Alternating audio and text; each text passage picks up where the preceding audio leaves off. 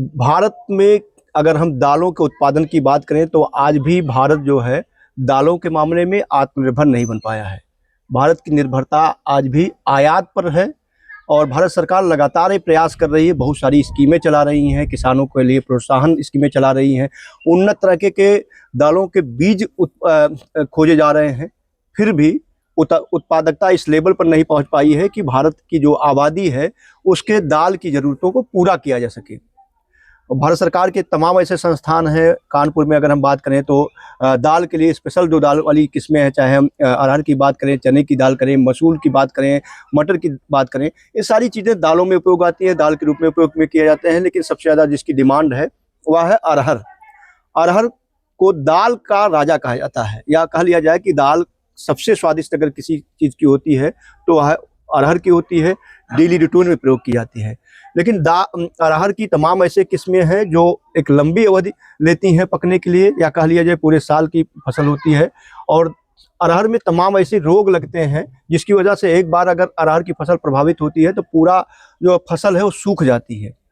हम आज आपको एक ऐसे व्यक्तित्व से मिलाएंगे, ऐसे व्यक्ति से मिलाएंगे, ऐसे किसान से मिलाएंगे जो अरहर की एक ऐसी किस्म को संरक्षित कर रहे हैं पिछले 4 सालों से, जो एक बार बोने के बाद लंबे अवधि तक न केवल फसल देती है बल्कि ये उकठा और पाला रोधी भी है। तो आइए जानते हैं बस्ती जनपद के गौर ब्लॉक के हरदी बाबू गांव के रहने वाली हरी निषाद जी से कि इन्होंने इस अरहर को कैसे पहचाना और कितने दिनों की फसल हो गई है, इसका उत्पादन क्या है, इसका परफॉर्मेंस क्या है, दूसरी जो किस्में हैं उससे कैसे अलग है।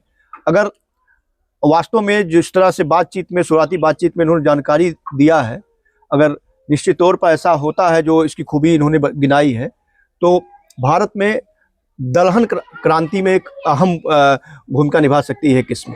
तो हरी जी, आपका स्वागत है।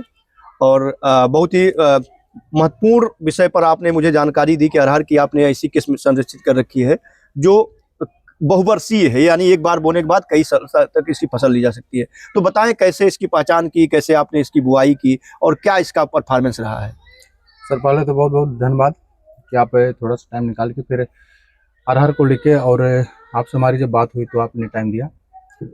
सर, ये लगभग 4 साल पहले हम एक हमारे पास खेत था, तो छोटा सा था, तो उसके लिए हम सब बीज लेके आए थे। तो बीज लेके आए तो वहाँ जब डाले बीज को तो बारिश हो गई, बारिश में वो सब नष्ट हो गए। लेकिन कुछ उसमें से दाने थे कि जो मम्मी लेके चली आई घर पे। जैसे घर पे होता है थोड़ा मोड़ा जगह, तो ये होता है कि चलो डाल दो, हाँ हो जाएगा ऐसे शौक बस। तो उस बीज को लाके हम सब यहाँ रख दिए। और 2-4 पेड़ थे लेकिन यहाँ पानी नहीं लग रहा है, तो उसमें से 1-2 नष्ट हो गए, जैसे बच्चे तोड़ दिए। बाकी तो ये एक ये और 3-4 ये पेड़ बचे रह गए। अब इसमें हुआ क्या, धीरे धीरे जब बड़ा हुआ फिर फल दिया। फर्स्ट बार जब फल दिया तो उस फल को हम सब तोड़े। लेकिन अरहर में होता क्या सर कि अगर बारिश हो गई तो भी नष्ट हो जाता है, या फिर फल लग गया, फल को आप तोड़ रहे हैं तो वो मतलब पौधा सूख जाता है। जी जी, इसका मतलब ये तरीका होता है जैसे गन्ने का फसल होता है, या तो आप काट दीजिए और उसमें से पेड़ ही निकलता है, तो उस टाइप का ये हो गया। जैसे ये जब फल हम सब तोड़े तो फल तोड़ने के बाद इसमें से छोटी छोटी टहनियां फिर निकलने लगी। जब हम फल तोड़े तो जैसे आज ये हरा भरा दिख रहा, उस समय भी ऐसे दिख रहा था। तो हम सब सोचे कि तोड़ दो, लेकिन फिर हुआ रहने दो, कौन सा ये नुकसान कर रहा है। अभी हम आपको दिखाएंगे, ये देखिए, थोड़ा सा जूम करके आप दिखाएंगे। ये टहनियां हम सब तोड़े थे, तो ये जब टहनियां तोड़े तो ये जो टहनियां है निकली हुई है, अब जैसे देखिए यहाँ ऐसे निकल रहा है ना, नवीन कल्ले आ रहे हैं। हाँ, नवीन कल्ले आ रहे हैं। जी जी। तो ये कल्ले उस समय भी निकले। जी जी, इसमें भी वही मैं चाहूंगा थोड़ा सा इसकी जड़ की तरफ भी दिखा जड़ को आप दिखा दीजिए, थोड़ा और क्लोज कर देते।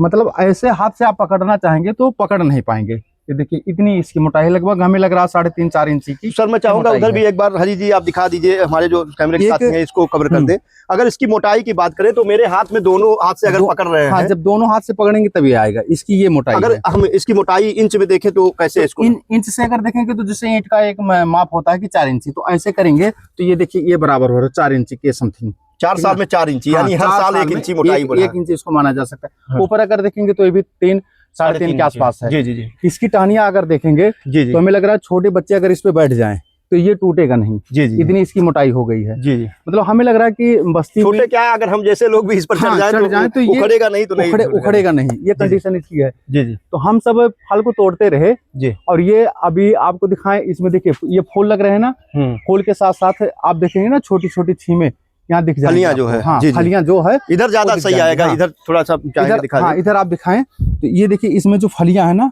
ये देखिए ये फली इसमें लग रही है। अच्छा, तो अब ये 3 बार तो हम सब तोड़ चुके। फर्स्ट बार में हमें लग रहा कि 5 से 6 किलो के आसपास आया था। सेकंड बार वही कंडीशन रहा। अब इस बार आप फल देख के लगा सकते हैं आंकड़ा, हमें लग रहा है कि 8-10 किलो से कम नहीं निकलेगा। यानी अगर हम बात करें तो ये न केवल बहुवर्षीय किस्म है, बल्कि ये एक साल में 3 बार फसल भी इसकी तुड़ाई की जा सकती है। 3 बार फसल, हाँ, हम तो तोड़ चुके हैं। जी जी जी, ठीक ना। अब इसके बाद ये 1-2 साल कितना चलेगा ये तो। अच्छा अच्छा, हाँ। तो एक और बड़ी समस्या आती है, जैसे इस पर पाले का प्रकोप आता है या उकट्ठा लग जाता है, सूख जाता है। तो इसमें जो 3 पौधे हैं, इसमें ऐसा कुछ दिखा कि किसी टहनी में सूखा, कोई टहनी सूख गई हो या कोई प्रभावित हुई है, इस तरह से? नहीं सर, बारिश में जैसे देखिए अरहर का जड़ होता क्या है कि मान लीजिए बारिश में अगर वो जड़ पानी में है तो वो सूख जाएगा। लेकिन होता क्या, जैसे बारिश जब होता है तब इसके ऊपर पानी आए, फिर जमीन पे पानी रहता है, उसके बाद वो पानी खत्म हो जाता है, मतलब यहाँ रुकता नहीं है पानी। तो ऐसी कंडीशन में सूखने की दशा में नहीं है, ये सूख जाए। अच्छा, इसमें एक समस्या और आती है फली छेदक की। कई बार हम जब देखते हैं अरहर की पूरी फसल जो है फली छेदक, 2 ही समस्या आती है, उकट्ठा और फली छेदक। तो फली छेदक से कैसे बचाव करते हैं? उसके लिए सर ये नीम का एक आता है छिड़काव करने के लिए, नीम ऑयल, हाँ, जो भी रहता है मतलब लेके आते हैं तो उसका छिड़काव कर देते हैं, तो अभी सुरक्षित है, कोई दिक्कत कितने दिनों पर अंतराल पर छिड़काव करते हैं? लगभग 20-22 या 25 या 1 महीने के समथिंग ऐसे करके। अच्छा अच्छा, अगर हम देख लें कि ये जो 3 पौधे आपने लगा रखे हैं, 3 पौधे के औसत उपज की बात करें, 1 साल में कितना किलो उपज आपको मिल रहा है? फर्स्ट बार में लगभग तीनों चारों मिला के 6 किलो प्लस दिया था दाने। जी जी जी, जो दाने निकले थे। हाँ हाँ। उसके बाद भी 1-2 किलो बढ़ गया, मतलब हर साल ये 1-2 किलो के रेशियो में बढ़ता ही गया।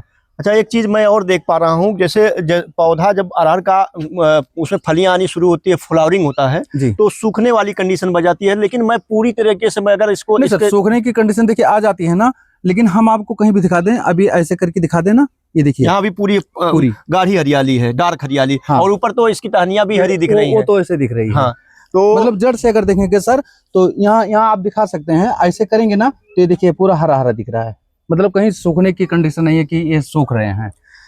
तो हमारे साथ हरी निषाद जी हैं और मैं बस्ती जनपद के गौर ब्लॉक में हूँ। गौर ब्लॉक का ये हरदी बाबू गांव है और हरदी बाबू में एक ऐसी क्रांति जन्म ले रही है, पल्स जिसको हम दाल कहते हैं। दाल में अरहर की एक ऐसी किस्म जन्म ले रही है।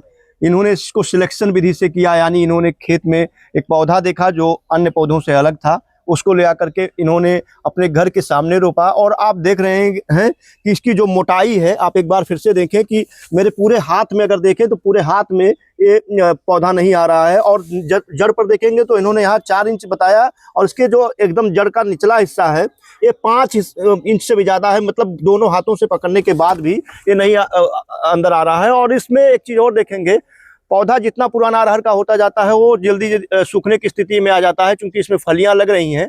इसमें हरियाली नहीं दिखनी चाहिए थी, लेकिन आप देख रहे हैं कि पूरा पौधा जो है जड़ से लेकर के, यानी अगर हम इसके निचले तने पर भी बात करें तो देख सकते हैं कि ये पूरा का पूरा आपको इसमें हरापन दिखाई पड़ेगा। तो ये कह सकते हैं कि अरहर की जो किस्म है उसकी किस्म की एक ऐसी प्रजाति जन्म ले चुकी है जो सिलेक्शन विधि से हरी निषाद जी ने इसको चुना है। और ये भारतीय अरहर की किस्मों की दिशा में क्रांति साबित होने वाली है। 4 साल की इन्होंने बताई कि फसल है, और इसमें ना उकठा का प्रकोप दिखा, ना इसकी टहनियाँ सूखी। और हर साल ये जब प्रूनिंग करते हैं, कटिंग करते हैं, तो एक नई टहनी जन्म लेती है। और ये जो पौधे की आप छत्रक देख रहे हैं, कैनोपी देख रहे हैं, मैं चाहूँगा एक बार पीछे जा करके हमारे जो कैमरे पर साथी हैं इसका कैनोपी दिखा दें। ये 10 साल का जो आम का पौधा है उससे भी कहीं ज़्यादा घना है, उससे भी कहीं। दाल की किल्लत से न केवल निजात पा सकते हैं, बल्कि पर्यावरण संरक्षण में, अंधाधुंध उर्वरकों की रोकथाम में भी अपना योगदान दे सकते हैं। हमारे साथ हरी निषाद जी थे जिन्होंने अपने घर पर इस पौधे को रोप रखा है। इन्होंने जानकारी दी, आपको बहुत बहुत धन्यवाद।